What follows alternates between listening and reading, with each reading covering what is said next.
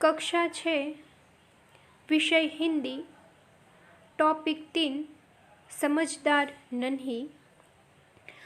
આગળના લેક્ચરમાં આપણે ભણી ચૂક્યા છીએ કે એક સમજદાર નન્હી જેણે પોતાની સમજદારીથી એક બીજું જેને ખરાબ આદત હતી એની આદતને છોડાવી હતી।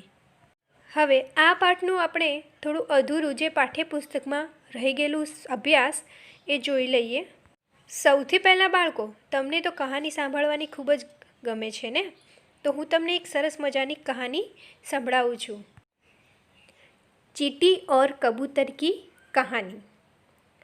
कई साल पहले बड़े से जंगल में बड़ा सा वृक्ष था। उस पेड़ पर एक कबूतर रहा करता था। एक दिन एक चींटी अपना रास्ता भटक गया और अपने साथीदारों को ढूंढता फिरता था। वो सोच रहा था, भगवान मेरे साथ ये क्या हो रहा है। मैं छोटा चींटी हूँ, उस साथीदारों को कितनी तेज़ है, मैं उनसे कदम से कदम नहीं मिला पाऊँगा। उनको थोड़ा सोचना चाहिए। मेरे पैर दुख रहे हैं, प्यास भी लगी है। यही सोच ही रहा था, उतने में उसे एक नदी दिखी। वो बोलता है, अरे वाह, यह तो नदी है, थोड़ा प्यास बुझा लूँ, थोड़ा आराम कर लूँ, फिर मैं मेरे साथियों को ढूंढता हूँ। वो पानी पी रहा था। इतने में उसका पैर फिसल गया, वो नदी में गिर गया और वो डूबने लगा और बोलने लगा, मुझे कोई बचाओ, कोई है, मुझे बचाओ, मेरे पर मेहरबानी करो, मुझे कोई बचाओ। इसकी आवाज़ कबूतर ने सुनी और वो सोचता है, अरे यह क्या, पानी में एक चींटी बह रहा है। कबूतर बोलता है, दोस्त तुम घबराओ मत, मैं तुम्हें बचा लूँगा। यह बोल के उसने एक पत्ता पानी में डाल दिया। चींटी उस पत्ते पे चढ़ गई और वो पत्ता कबूतर अपनी चोंच में लेकर वो पत्ता किनारे पे रख दिया। इस तरह चींटी की जान की कबूतर ने बचाई। फिर चींटी ने कहा, धन्यवाद दोस्त, मैं तुम्हारा यह एहसान ज़िंदगी भर नहीं भूलूँगा। कबूतर ने कहा, इतनी बड़ी बड़ी बातें मत करो दोस्त, दूसरों की सहायता करना ही इस दुनिया की रीत है। आज से हम दोनों अच्छे दोस्त हैं। ऐसे चींटी और कबूतर की अच्छी दोस्ती हुई। उस दिन से दोनों दोस्त बन गए। एक दिन एक शिकारी जंगल में आया। उसको पेड़ पर बैठा हुआ कबूतर देखा, पर कबूतर ने शिकारी को नहीं देखा। शिकारी ने सोचा, अरे वाह, यह कबूतर कितना मोटा और ताज़ा है, उसको मैं शिकार कर ही लूँ। उसने तीर निकाली और निशाना लगाया। कबूतर पे वहीं पास से अपना चींटी गुजर रहा था। उसने शिकारी को देखा। पेड़ पे बैठा हुआ उसका दोस्त जो कबूतर था, उसको भी उसने देखा। उसको सब कुछ समझ में आ गया और वो बोला, दोस्त दोस्त उठ जा। उसने ज़ोर ज़ोर से चिल्लाया, पर चींटी काफ़ी छोटा था, कबूतर को कुछ सुनाई नहीं दिया। चींटी ने सोचा, अरे बाप रे, आज मैं क्या करूं, उसको मेरी आवाज़ सुनाई नहीं दे रही, उसको बचाना पड़ेगा। यह सोच के वह दौड़ के गया और शिकारी के पैर पर चढ़ गया और ज़ोर से उसे काटा। शिकारी ने चिल्लाया, आह, ये क्या हुआ। इतने में तीर का निशाना चुका और वह कबूतर के बाजू से निकल गया। फिर उसने मुड़ के देखा तो शिकारी देखा, बाजू में चींटी, दोनों को देखा। उसे सब कुछ समझ में आ गया। वह वहाँ से उठ गया। थोड़ी देर बाद कबूतर ने चींटी से कहा, थोड़ी देर हो जाती ना तो मैं मर ही जाता। जान बचाने के लिए बहुत धन्यवाद। बच्चों, आप समझ गए, आप औरों को काम आएंगे, उनकी मदद करेंगे तो कभी ना कभी वो आपके काम ज़रूर आएंगे। किसी और की भलाई करना, तो हमारी भी भलाई होगी।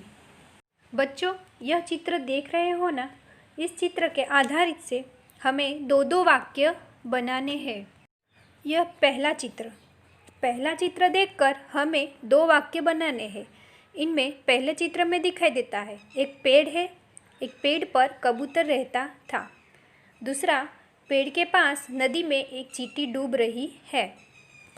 अब दूसरा चित्र, इसमें दिखाई देता है डूबती हुई चींटी को कबूतर ने बचाया। कबूतर बचाने के लिए पेड़ का पत्ता का इस्तेमाल करता है। अब तीसरा चित्र, इनमें दिखाई देता है एक दिन शिकारी कबूतर का शिकार करने आता है। दूसरा, शिकार करने के लिए बंदूक उठाता है। चौथा, बंदूक का निशाना छूट जाता है और चींटी ने शिकारी को पैर पर काटती है। ये हम पूरे चित्र आधारित वाक्य बनाएंगे। अब प्रश्न नंबर 8, नीचे दिए गए चित्र को देखकर बताइए कि इसके बाद क्या क्या हुआ होगा।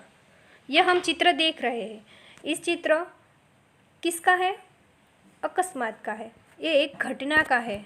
इस घटना के बाद क्या हुआ होगा यह हमें नीचे लिखना है। यहाँ यह चित्र अकस्मात का है।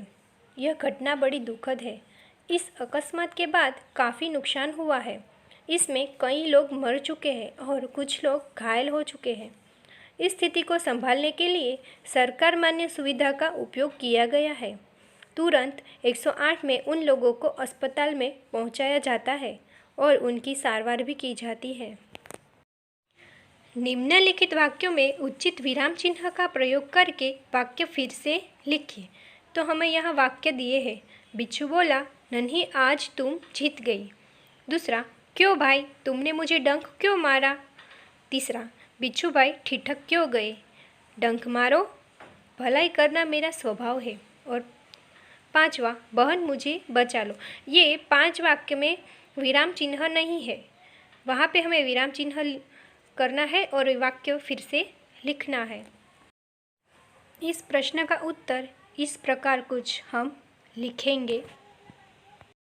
देवताओं का अभिवादन स्वीकार करने के पश्चात ब्रह्मा जी ने उनसे कुशल मंगल पूछा। इस पर इंद्र बोले, पितामह, हम वृत्रासुर से त्रस्त है। अपनी प्राण रक्षा करना हमारे लिए कठिन हो रहा है।